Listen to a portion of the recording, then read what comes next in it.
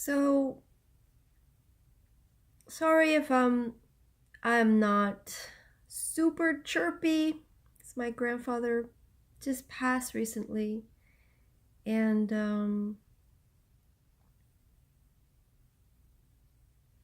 it was such a peaceful passing, and our family were so supportive. But as much as it was beautiful and wonderful, I still feel affected. And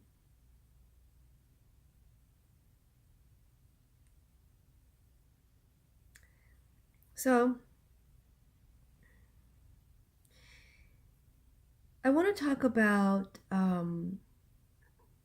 breakaway civilizations. And from my own experience, when I realized that I really didn't like how this world was going, where this world was headed, and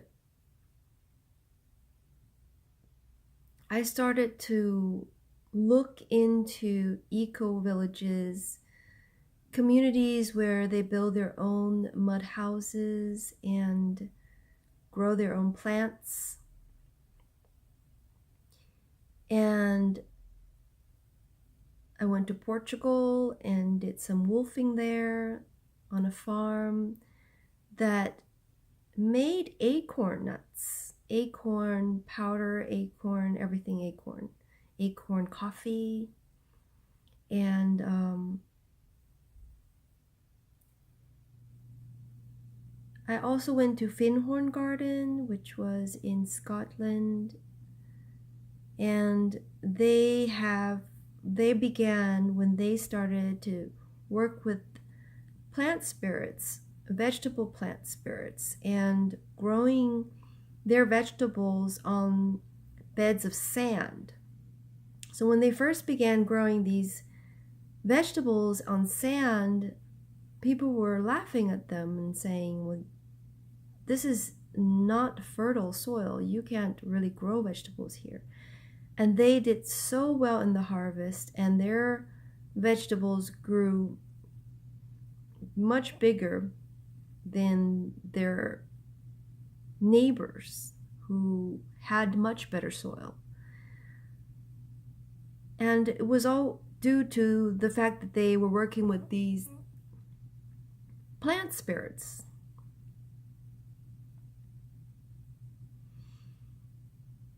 And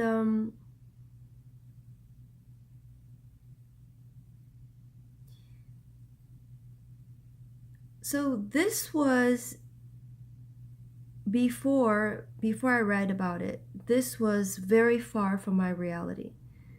These people, this type of working with devas of plants, which is the plant spirit, the spirit kingdom, the animal kingdom, these were all very, very kind of mystical.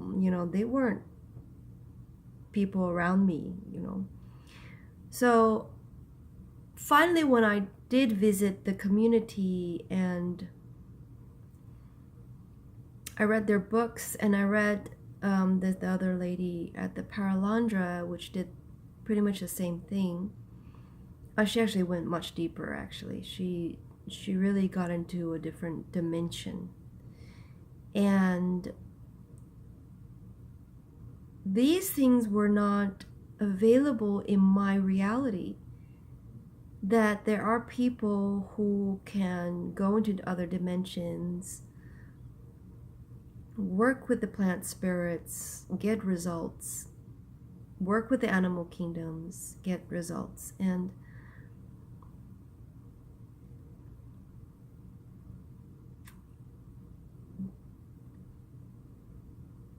they started to become more and more integrated with my perception of what reality can be. And I had asked the Creator to allow me to live a life that I can't even fathom, that my mind, my reality of what is possible won't even fathom logically how I can live this kind of life. I had asked for that. I had asked to experience that. And knowing these eco communities and these natural types of living was part of my journey. But there are also planes of existence where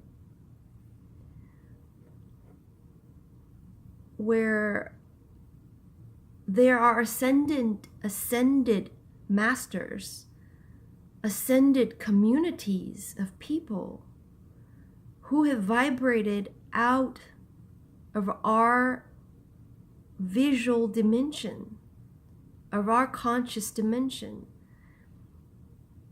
And one guy on YouTube,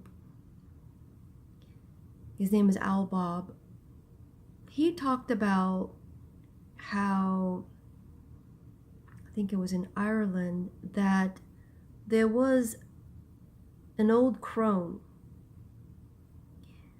who he learned a lot of amazing skills from, and she was just, it was just an amazing story. And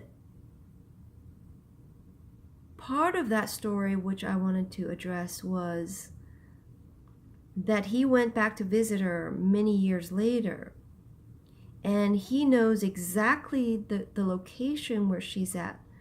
But when he went there, he had the feeling that she wasn't ready to let, because he brought his current wife, I think it was his wife, with him, and I think the old crone wasn't ready to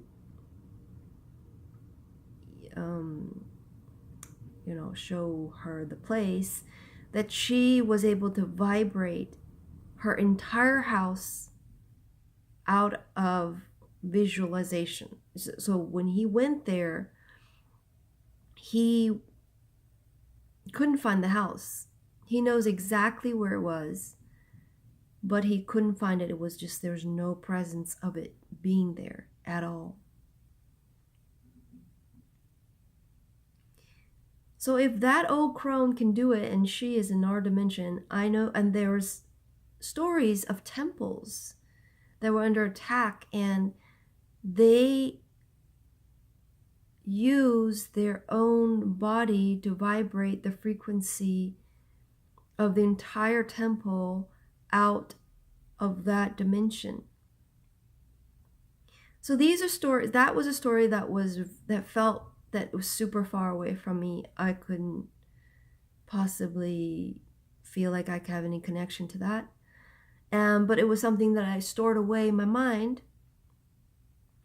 And then when that old crone story I heard talk about how one woman was able to vibrate her house out of our reality, that is somewhat closer, because it's happened to somebody who knew somebody that existed in our time. So these are just background stories, but my point of it is that when you allow your life to have the room, the possibility of these realities being in part of your life, then that reality has an invitation and has the possibility of being integrated with you. Because if we just use our eyes to look around us to see, well, what's available as options for our life, then we would really miss out on all the extraordinary things that our eyes are keeping us from seeing. If we could use our imagination to allow the possibility of being in a community, being in a ascended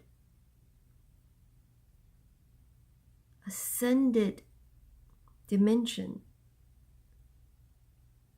and meeting people who have done this, then we open up that realm of possibility.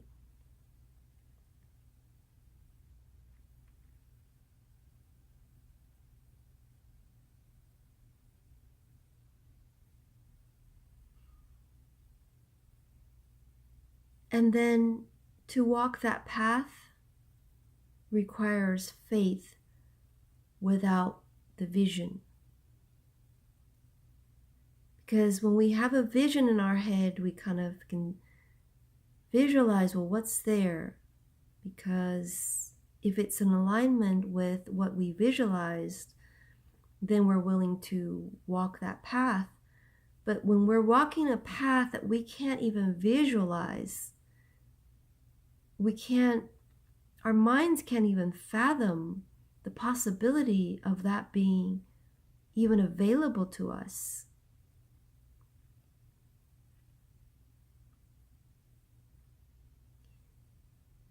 Then we have to go by faith,